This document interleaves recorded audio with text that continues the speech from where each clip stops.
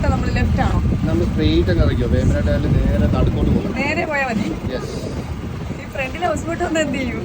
ഞാൻ കുറച്ച് വളക്കട്ടെ. ഞാൻ നേരത്തെ പറഞ്ഞു. അയ്യോ എനിക്ക് പേടിയാണ്. അയ്യോ ഇത് പറഞ്ഞു വന്ന് ഇനി തിരിക്കട്ടെ. മേളൊരു ഹൗസ് ബോട്ട് തിരിക്കട്ടെ. ഇത് ഭയങ്കര റിസ്ക് ഉള്ള, നിങ്ങളെയൊക്കെ സമ്മതിക്കണം കേട്ടോ. ചുമ്മാ ഇരുന്നാ പോരാ, നല്ല കഷ്ടപ്പാടാണ്. നമ്മുടെ നേരെ തന്നെ ടൈറ്റാനിക്കിലെ പോലെ ഒരു ഇത് സംഭവിക്കരുത്, അതുകൊണ്ടാണ് നമ്മളിത് തിരിച്ചോണ്ടിരിക്കുന്നത്. ലെഫ്റ്റിലേക്ക് പോട്ടെ പോട്ടെ. നല്ലോണം കാറിന്റെ പോലെ അല്ല, ഇച്ചിരി നല്ലോണം ചെയ്യണം. നല്ലോണം തിരിച്ചോ. ഇനി എങ്ങോട്ട് തിരിക്കട്ടെ? അല്ല നമ്മൾ വളച്ചു പോവാം. അയ്യോ ഭയങ്കര എക്സ്പീരിയൻസ്, നമുക്ക് പഠിക്കണം.